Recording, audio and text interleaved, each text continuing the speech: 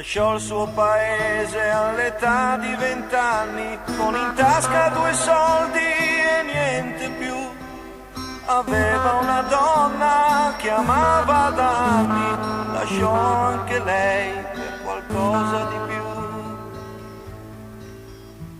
Promise a se stesso di non ritornare al vecchio paese della sua gioventù, dove nessuno voleva sognare in campi d'arare, niente di più.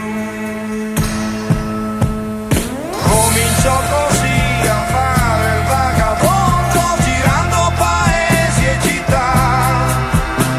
Cercò la fortuna nei quartieri del mondo, dimenticando la sua povertà.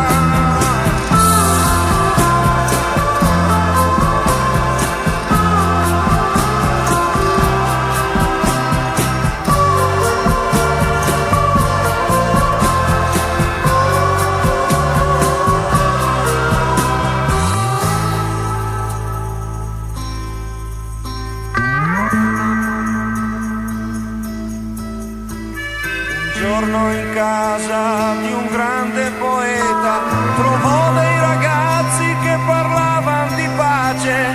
Di colpo capì che era quella la meta che aveva raggiunto.